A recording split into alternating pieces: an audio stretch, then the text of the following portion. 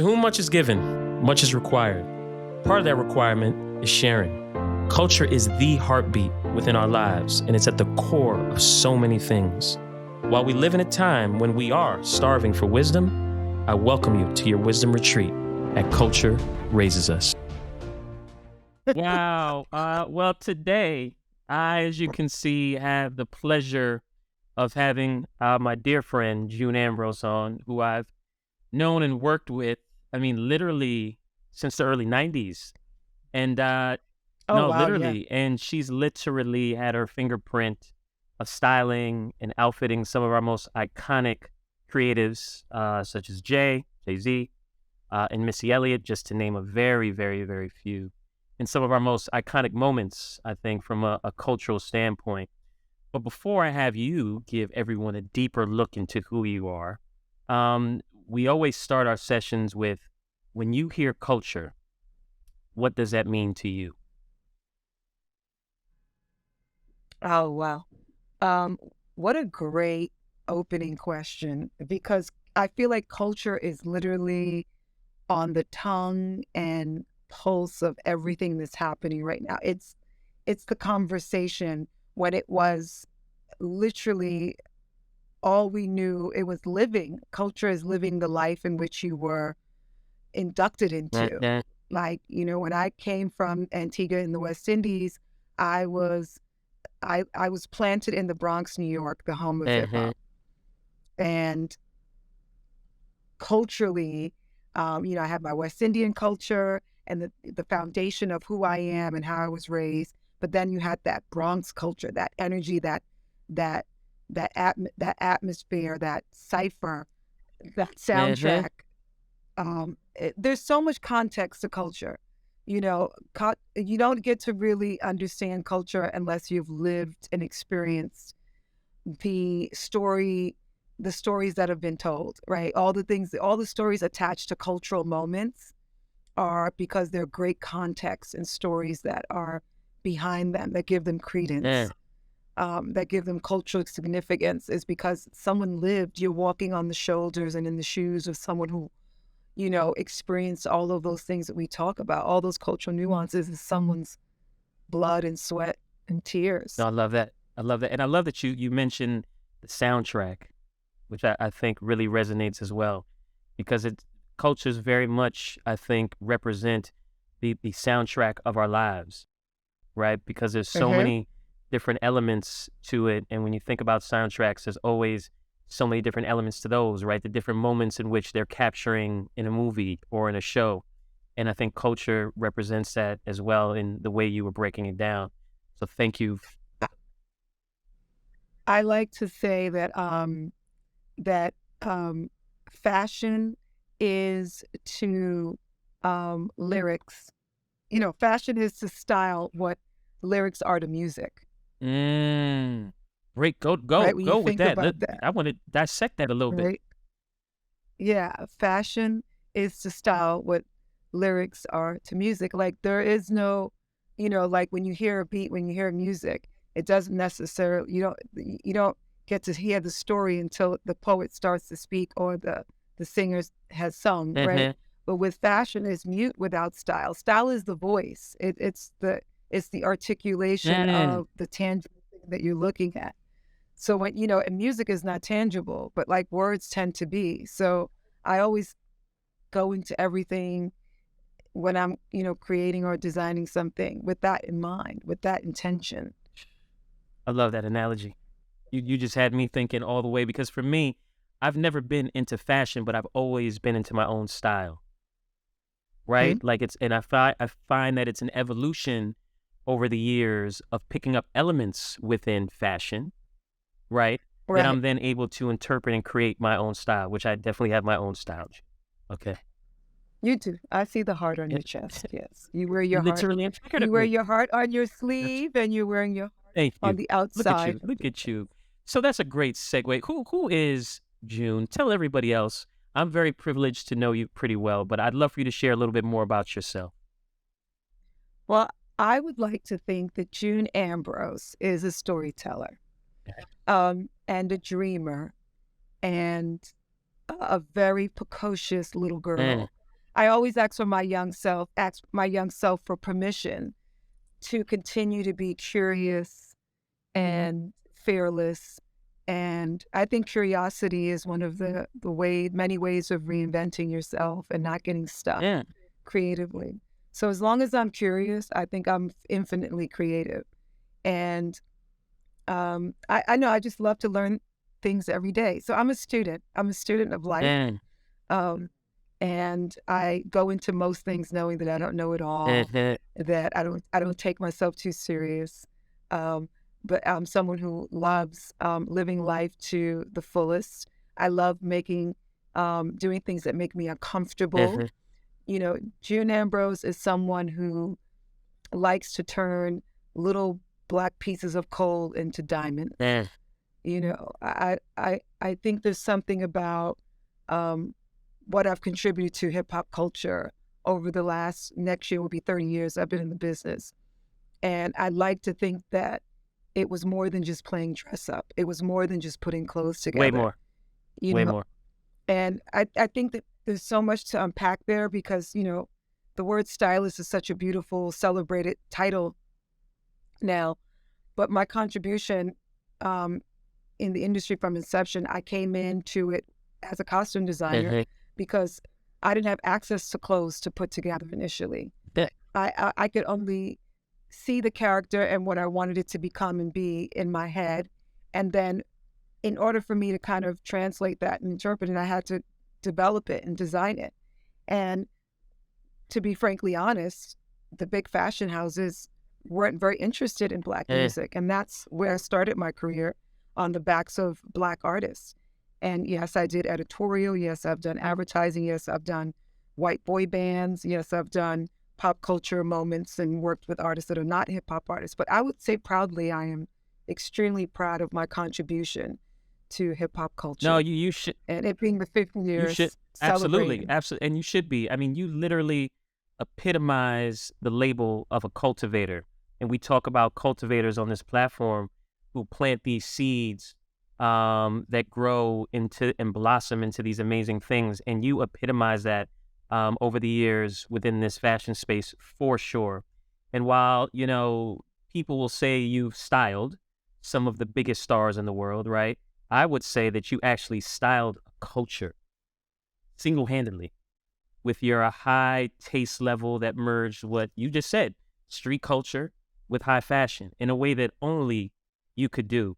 And I want you to take me back though to that paradigm shifting moment when you wanted to bring these elements together by using, like you said, hip hop artists and culture as a canvas to do it. Um, Well, I think that the work really started to be celebrated and recognized through the music video Hmm. art form. Uh, you could do an album cover packaging, you could do a live stage moment, but it was what we were doing in the music video space that were like mini Hmm. movies. Director Hype Williams was definitely one of the pioneers, and really afforded me the creative privilege to be imaginative and collaborate with him. He was we truly were Yep, inseparable. Yes, I went on to work with other directors, but they always that's wanted that I right. gave That's Hype, right. So it's like, and I can name them, but I have to give Hype his roses because he truly was the glass ceiling 100%. breaker, and he just didn't see things the way a normal human would see them.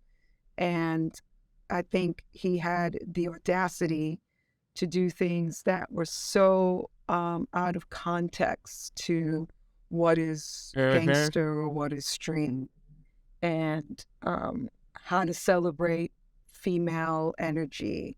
When you look at artists like Missy Elliott and what we did with Missy Elliott, that wasn't, the styling was like after the creative direction and the Hmm. design was done, right? And Missy's personal style and the persona, because like what is style, right? It's persona, That's it's right. energy, That's it's right. All the attitude, it's things. articulation, right?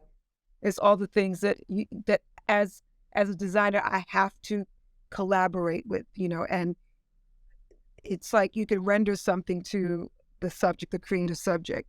And if their style and persona and swag doesn't bring it alive, then everything that then it's not really a Uh-huh. collaboration. It's like, no one person can take credit for, something that was so collaborative. And I like to use the word collaborate because I just think, especially in what I do, it's like I can creatively render something to you, but without you, it doesn't, it falls That's flat right. and it's mute. So, um, whether I'm driving the car or not, whether you had zero input, at the end of the day, you're the one delivering it. So I give it all Uh-huh. to you. I don't, it's like, I don't need credit. I don't need to say, I made you, I No, gave no. you this, but some people get really confused. And I know it's because of the vulnerability of the artists that I worked with, that my work was Uh-huh. seen.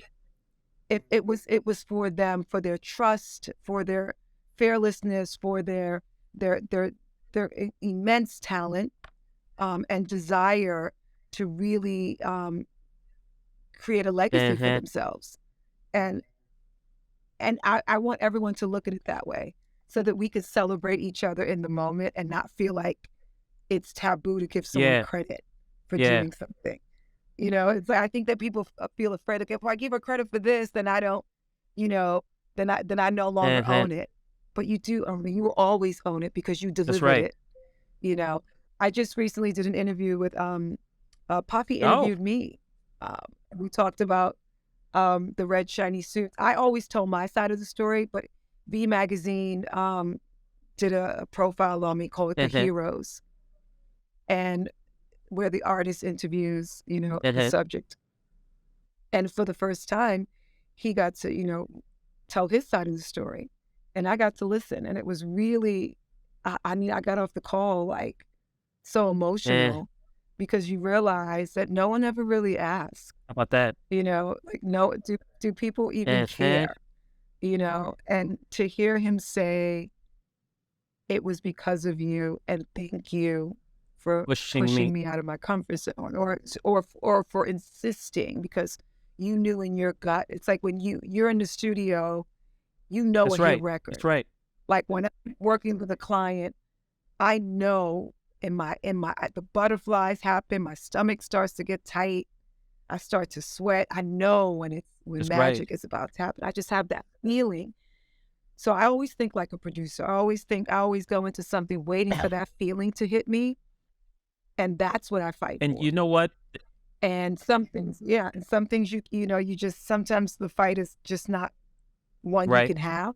And you have to kind of say, okay, But that's the art of um, collaboration though. And that's the beauty, right? it That's is. the beauty, the back and It forth, is. and for Puff to allow for a space for your expertise to be able to punch through in the space that they brought you in here to have the expertise on. No, no, I know it's such a simple thing, but it really isn't in today's world because so many people get caught up in who they are, their positions. They should be able to know everything. They should be able to have the last Right. say. They should be able to dictate where things go as Right. opposed to empowering the experts like yourself. And my styleology has always been, you Eh, come first. If it doesn't connect, and if it doesn't feel right, we eh, move on. It's not eh. about me. And when you look at someone in their eyes and you tell them what your intention is, your true intention, uh, I think it changes Agree. the dynamic of the of, Agree. of the experience and of the Agree. relationship. It breaks the walls down. You It breaks know? the walls down of, okay, you're not coming in here just to do Yeah. this for the betterment of you so that you look good. You got a bigger picture Right. vision. Right. Right. And I want this for Eh, you because I want it for me. If I want it for me as badly as we of course we want it for you want it for yourself, but I want it for you that's too. right. Is that's love. Eh. Well, you've often stated that fashion is an outlet that lets you tell stories without words, and you were actually just even talking about that. Talk about the power, I think, and the opportunity in using a medium with no words to impact a culture, though, in the way that it has. We're all visual. We're very visual human beings. We stereotype, Uh-huh. we typecast, we draw an opinion. As humans, this is our nature. Uh-huh. It's like everyone profiles. Yep. right? I go into it with that intention. And it's like always like, okay, what is it that I'm trying to say? Who am I trying to attract? And knowing that culturally, you know, how marginalized people of color have always been since the inception of my life. I've only known it to be this Right. way, you know, because of when I was born. I didn't I wasn't born in the 60s and definitely wasn't born during any Jim Crow or anything like that. But I know what it's like to be left out of a conversation. I know what it's like to experience what marginalization feels Mhm. like. I know what it's like to not have the same opportunities, but I also know what it's like to not have to ask for permission to be Mm, great. And I know what it's like to adjust an invisible crown. I know the feeling of mm. knowing what I deserve and how I feel. I've always felt great, right? So I try to instill that in when I work with people, like spend less time thinking about what other people's opinion of you are, what they are. And what other people's opinion of you is none of your business. Is what I was taught growing up. Does other people's opinion of you doesn't matter. It's what your opinion of yourself. And I stand on that. So when I work with people, I always say I don't get distracted by that of what you say I cannot have, or because of who I am or what I look like, color of my skin. I can't have these things. If that was the case, we wouldn't educate ourselves. Mm. We wouldn't live life. So all I need is a foot in the door, a little bit of access, and I'm on and popping. So I don't get distracted by these things. So for me, I went in saying, this is what we're worthy of. This is how I see it to be. This is what you're an entrepreneur. You know what I mean? Whether you're working under the record company's umbrella or not, but a lot of these cats in the early days, they were coming from, being CEOs of their street hustle. Mhm. Very smart Very smart. individuals, extremely smart, and they didn't have any other option. And they were good at what they did, and they were looking of ways to kind of take that. And I'm talking from every sector, and I'm talking about from the LGBTQ community, introducing that world into the world of hip hop and bringing them into the fashion space because they had their own crimes going on in their communities. Then you had, you know, females who were being Yep. objectified. There was so many narratives um, and things that I had to kind of work through. But I think because I studied acting and because I was a theater major, because I understood like fourth wall and character development, and I studied costume design, and because I understood um, that you can build characters into being very Right. believable, and you can develop them into a place that the audience sees it and they're just like, I I get get it. it. And that's how I storytell. So if we were, Jay-Z Feeling It music video, we shot that in Jamaica, and I was seeing a yellow suit. Mhm. So I designed a linen yellow suit. I went looking for the fabric, and I wanted something that felt like Al Pacino and gangster-like, but still had a very soft shoulder, very relaxed kind of Armani energy, Italian boss. Um, so I started building that character out based Mhm. on, those references. And then we went on to do, you know, so many. I've worked with Jay from before he was an artist when he had a record Eh, label.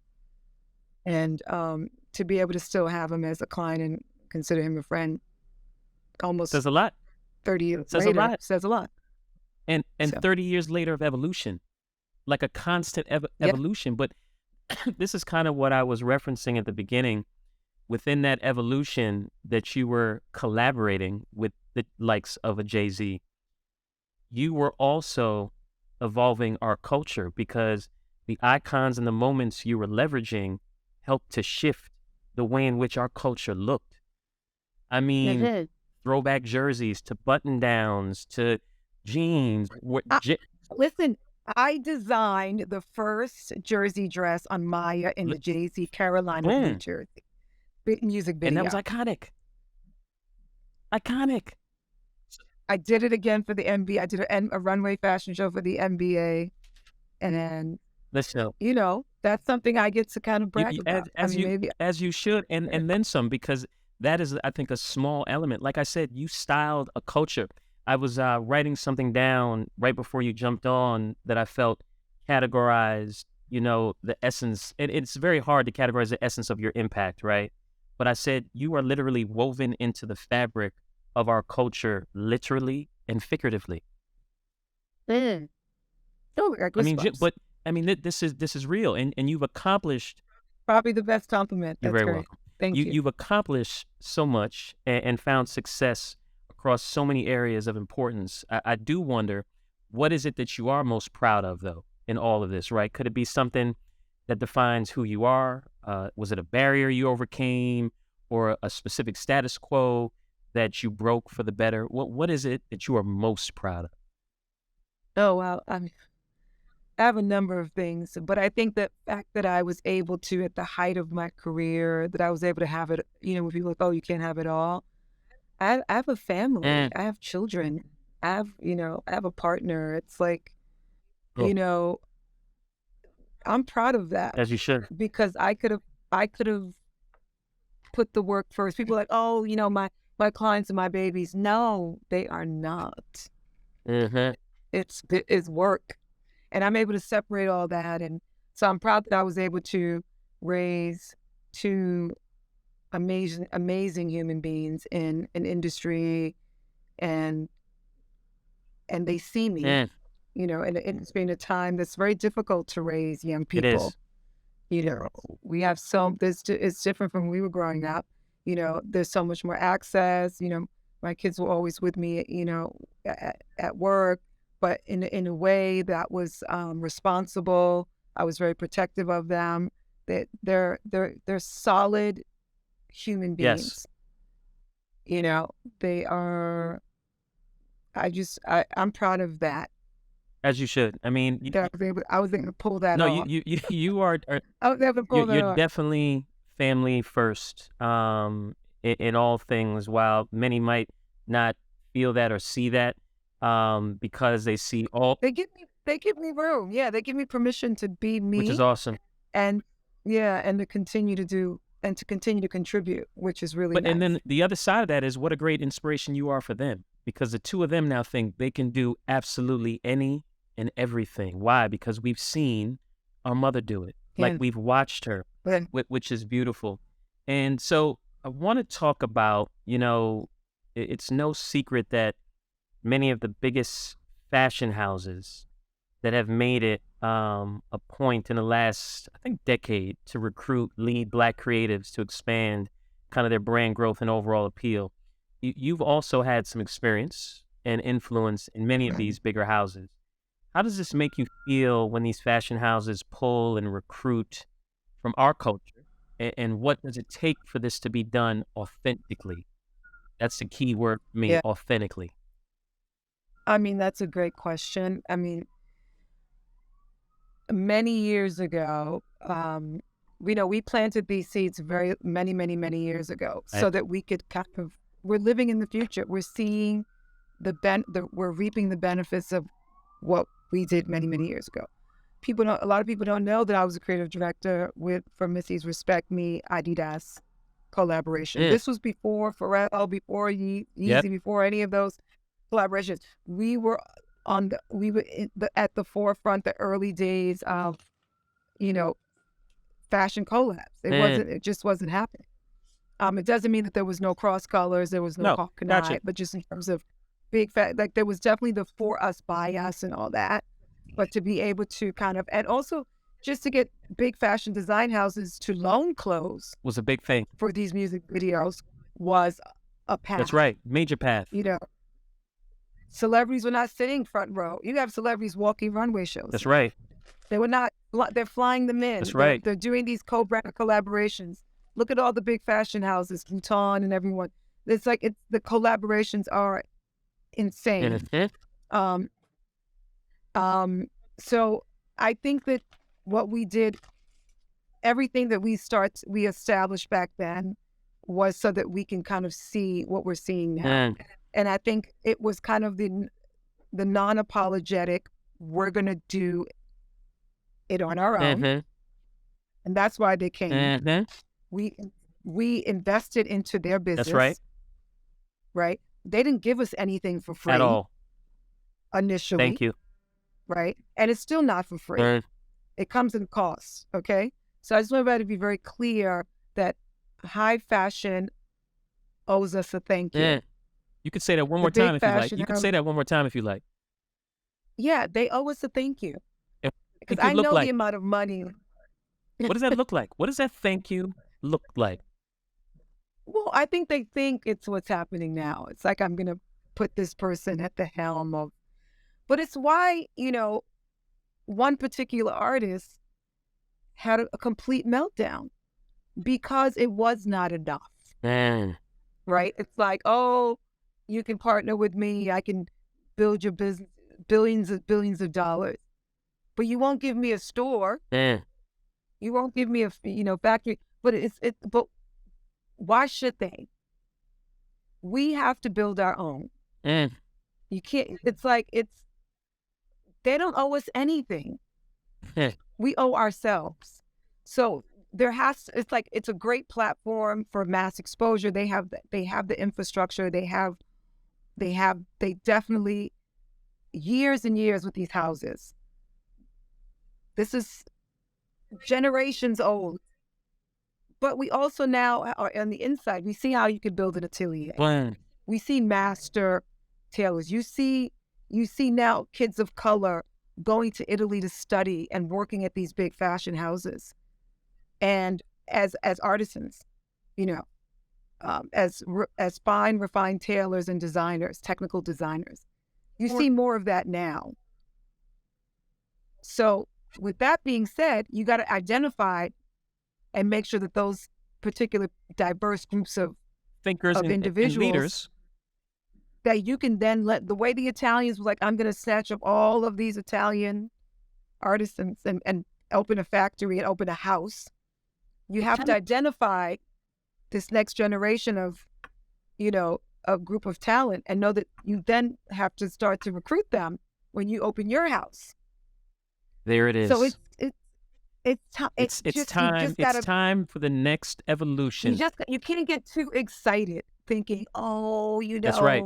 The shiny object. We're cool. We're at their show. They let us do a collection, or I'm the creative director. It is doing it it's on our own. Listen, don't get me wrong. It is a beautiful, beautiful thing.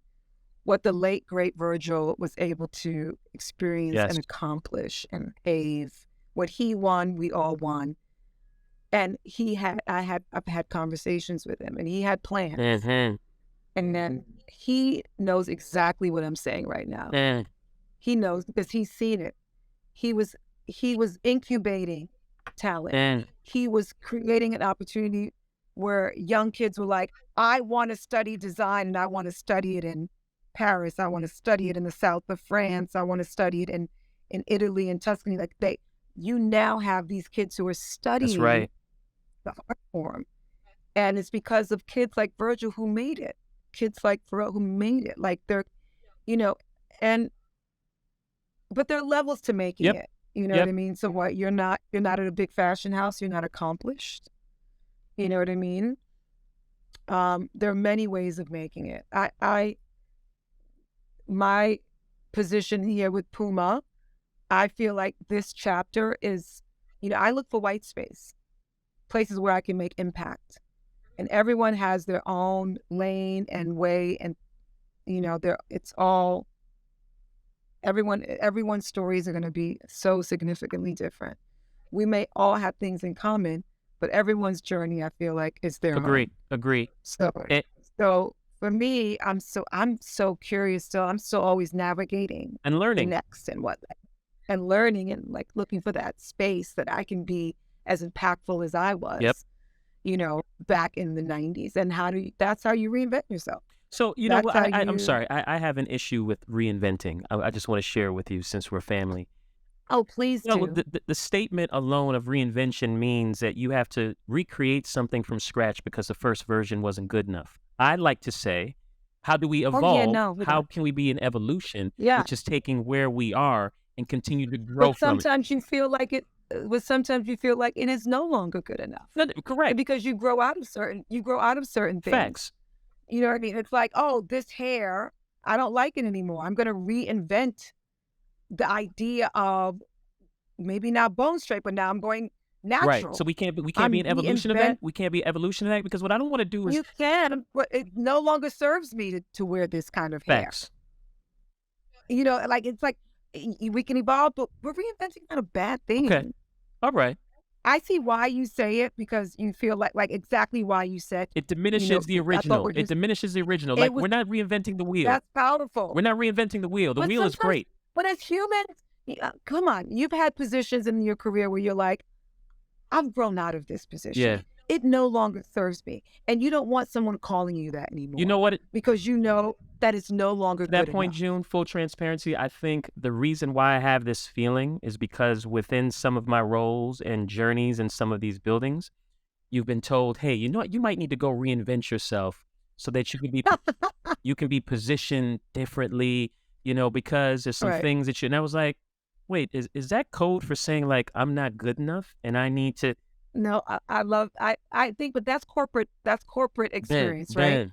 That's the corporate world, when I left corporate America in 93, 92, I worked at an investment banking firm in the research department. So I know what it's like to work in the confines of These environments. corporate energy. Yeah.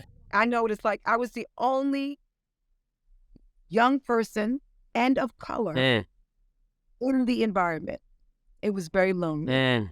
And the reason why I left is because the person that I worked for said to me, I will tell you when you move up. I will tell you when you can There it is. investigate something else. And that didn't sit well with me.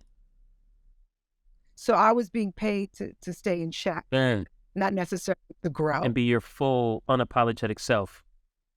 Right? So, I mean, listen, financial literacy has afforded me a tremendous amount in my career.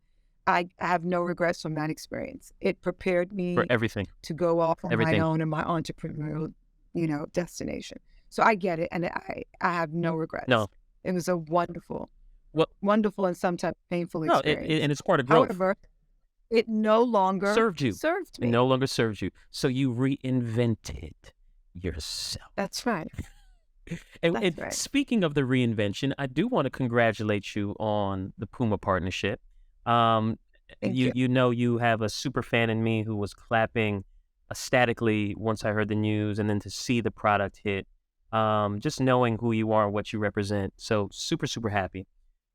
What's Thank you. the new perspective that you envision bringing to, because I think it's women's basketball and the athletics category in general, right? So you talk about white space. Okay. What is that? And are you happy with the outcome of the first couple drops thus far? Oh, yeah, tremendously. I mean, I think when you think about the space, female women's basketball, you know probably more than most because you have spent many years In space? working in this space. And you have spent many years watching, not even thinking about female Yeah. basketball. And we just, let's be honest, we didn't think That's about right. it. It was like, it's a league. It's like night and day. You go to the WNBA All-Star, then you go to the NBA All-Star. One is an experience, another like- one is a game. Right. It's like, it was mind-blowing to I'm me. sure. And I just felt like I've always been a pioneer for speaking for those who couldn't speak for themselves or whose voices weren't loud enough. And what was great about what we did was we kind of approached it from a different perspective, right? We gave context to these women who are on the court, not just as players, but as women. Mhm. Like they matter. How they are contributing not only to the sport, but to society. That they are mothers and sisters and wives and daughters. And I thought that was really important that we humanized them so that it wasn't so like secular. It was like, it's such like a thing where it's like, oh, no one really, you think about it, it's like, enough people go to the games. The pay gap is It's just ridiculous. insane. Ridiculous. But it's for so many reasons, right? That they fly commercial and the guys fly private. And it's like, again, because there's not enough light being, shined on, there's not enough support Are enough people showing up to the games? Is there enough a desire to make it a thing? And so when we talked about launching women's basketball, I think life is a sport, and we've always played to win. That's right. So I wanted to approach it from on the court, off the court. So it had performance aspects, because Puma is rooted in performance, and they're really good at that's one of their superpowers. But then there's also the off the court. What does that lifestyle look like? And coming out of a pandemic and launching women's basketball, I think worked to our benefit as well, because I think we were all so much more conscious about the things that the have-nots. That's right. And There's an openness. There was a bigger openness. Yes. And because I approach it from a stylistic lens, I'm clearly not a ball player, but I think because I approach it from a place of style and sport, it had a tremendous impact and got people talking. And that was my job. So it was a setup for Breanna Stewart launching the first basketball sneaker. She's Puma's asset, one of our biggest players. You had Skylar Diggins also launching a collection. And it was, for me, I just wanted to kick open the door for these women so that they can be able to adopt a consumer that didn't just see them as basketball players. So it's like, oh, if I don't play basketball when I'm not wearing Skylar's, jersey or hoodie or her basketball shorts or her leggings or, Stewie, I'm not I don't play ball. So why would I be interested in wearing her tracksuit? Right. But whoa, because there's a lifestyle aspect to it now. So we approached it from a very different space, and it had a tremendous, great sell-throughs, and I've been working with the brand with Puma in other divisions, which has been great too as well. I'm rooted in women's basketball, but I'm also launching a collab with Motorsport in June. Nice. I worked with the brand on a very big New York, brought them back to New York Fashion Week with Future Grade. Very nice. Where the brand, got to really present ourselves in the streetwear space, in the select fashion space, so that we could be part of that conversation. So I think what I've been able to do here in a short 3.5 years is just scratching the surface of Agree. Of what's to come. And what's possible, I think, and kudos to Puma for recognizing the gifts that you can bring to the table to help further authentically expand not just their reach, but their connectivity and relevance, right? Kudos to Emory Jones and Jay-Z as well. That's right. Facts. Because Emory is the pioneer that started the conversation. Jay continued it and brought it home, and felt that I was the person for the task. Love it. And just having that support and having my brothers walk me in. Well, yeah, it's having people and speak living for you. up to That's the right. expectation. People speaking up for you in rooms that you are not present is one of the biggest superpowers that we can leverage more. And Jay-Z and Emory are amazing examples of that in the many rooms that they're going into, and ensuring that names are being dropped and people are being put in position to succeed in the excellence and the expertise in which they have. So thank you for being part of that tree that they are planting in many areas and industries, and rightfully so, for sure. So back to fashion though. When is fashion at its best in your eyes? And then when is it at its worst? And what do you tell young designers and creatives to help push their craft and our culture, more importantly, forward? I think fashion's at its best when it's authentic. I think, to dabble in something and when it loses this authenticity, you have to know that it's time to get back to the root in which you are not culture vulturing or trying to keep up with. Social media has changed the dynamics of how brands market and position themselves, and a lot of them have lost sight of their DNA because they're trying to keep up with what's clickbait, who's the hottest one on TikTok and Instagram. And it's like you got to focus on the art and the creativity, because you start to lose a sense of yourself. So I think fashion is at its best when it when it's reminded of its DNA, and that knowing that that is enough and that they don't have to reinvent, but maybe like you said, um, Just evolve. just evolve. Because you think, no, but think about the House of Chanel and some of these houses that have not chased those Right. spaces Super authentic. Super and authentic.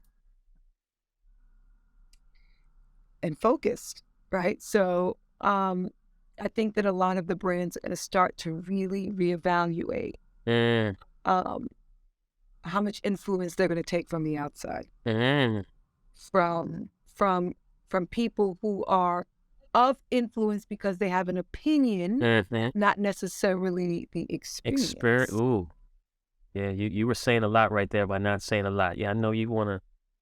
Yeah.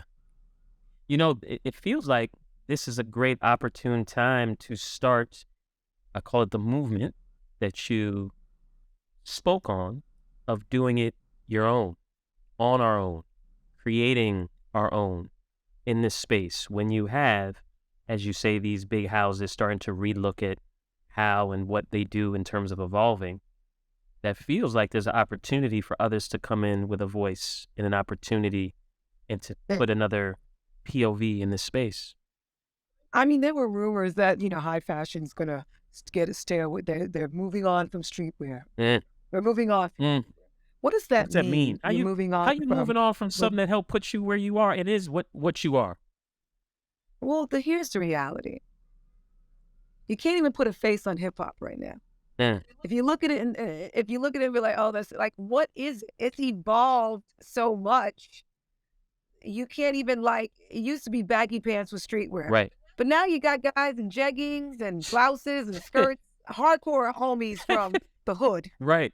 No, you're right. So streetwear is style. Mm, The customer you can't move away from mm, because they don't need permission to come in and buy it and take boom. it and interpret And it make it their themselves. own.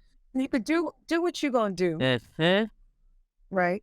And as you move away from that, then the true arbiters of it all will build their own houses with the authenticness of, you know, how we see street I fashion. love it. This is a call And to action. we can all play in the play yard together and know exactly who we are. Eh, that was just a word. What they have done is given streetwear a global stage, Yes. hip hop a global stage. Yes. So, has anybody had the largest impact in your eyes on shaping fashion culture? From a high fashion design house, Any. I'll take any perspective.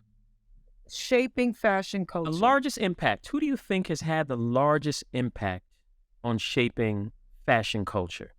Is it That's such a subjective? I would have to say I would have to give it a community. I can't. It's not one Please. singular person. Cool. I think it's a group of people, and it's not just because it's 50 years of hip hop and we're all talking. No, about please it, go.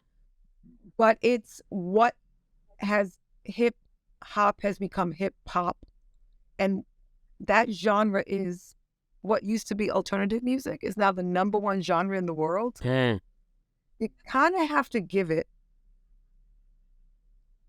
to what they call street culture. mm. It's hip hop. And it's for why I just said what I said, because it has evolved, reinvented itself. All the things. It doesn't have a face. Nope. It's not Because monolithic. it's all about swagger and persona and attitude and energy and interpretation. And there's something that's so colorful about that genre and unapologetic that even high fashion Take they've been notes. taking notes from the beginning. Sorry. Mm. Are you a I still see costumes that I've designed in the 90s being interpreted and referenced now, today. Last year, the year before. I see it. You see it. I see it. Metallic leather, jumpsuit. Cyclical. Everything is cyclical. Comes back around. I see it. Are you inspired by others? I have receipts. I have receipts. I'm sure you do. Are you inspired by others outside of your industry? Oh, absolutely. I'm constantly I love celebrating and and seeing how creatively free um, people are.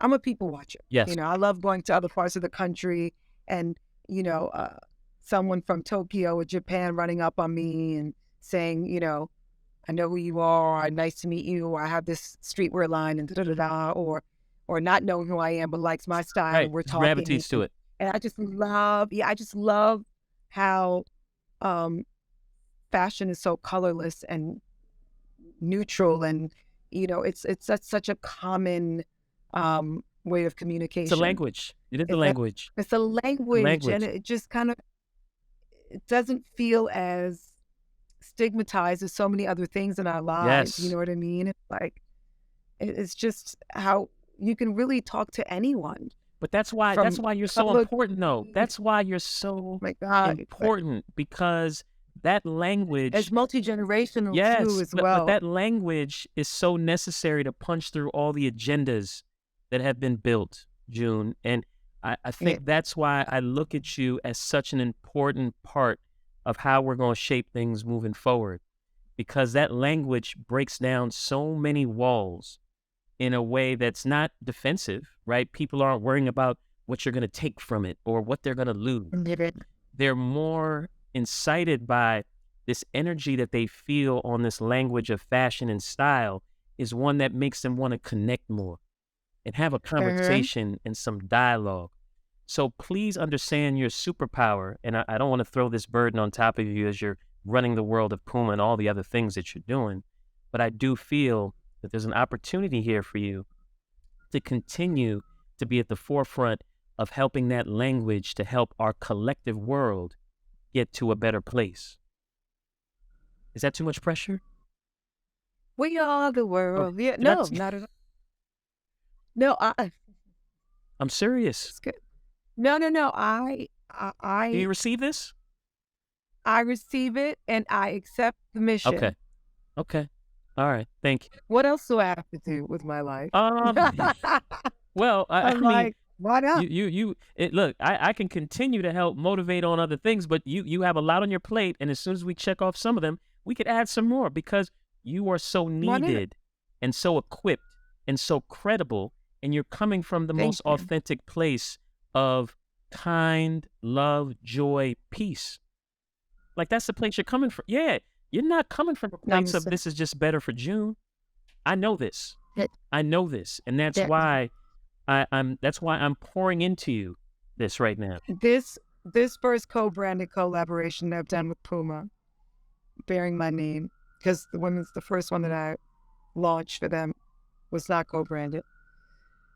This one is called Keeping Score, Yes, I saw that. because I thought it was so important. It's not just about me, but it's about us. Mm, And we've done a number of activations where we're recognizing Hood Hall of Famers. We're keeping score of, you know, those contributors of like, how my sister's keeper, like, like what the next generation, creating opportunity and safe spaces and creative spaces for for us to celebrate and acknowledge each other and create opportunity.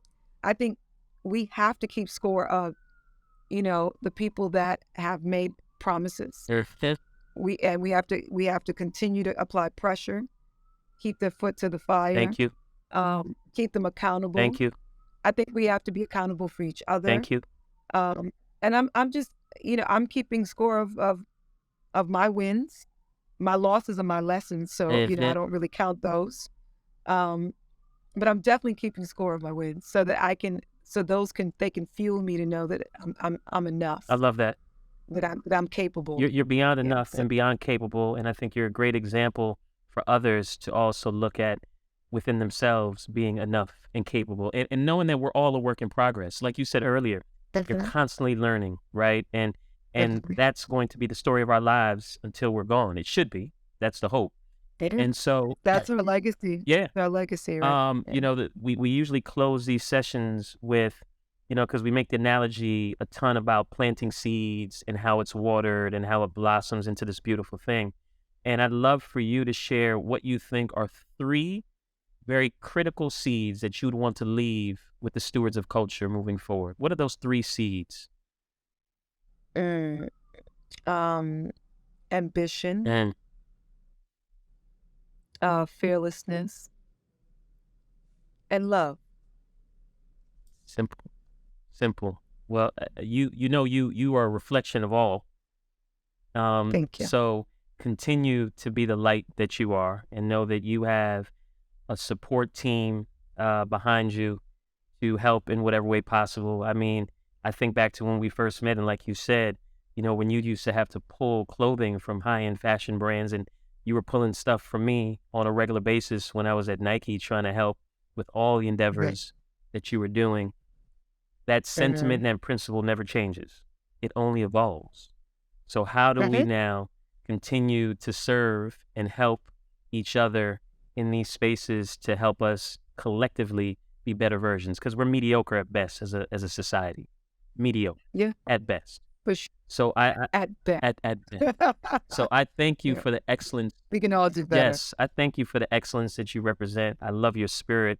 I Thank love you. everything about you. And I'm very grateful that you're a dear, dear friend, and I thank you for this time. Likewise. Namaste. Namaste. We truly appreciate your support because it helps us fulfill our mission of promoting cultural awareness and personal development. Please click the subscribe button below to help ensure and solidify our mission.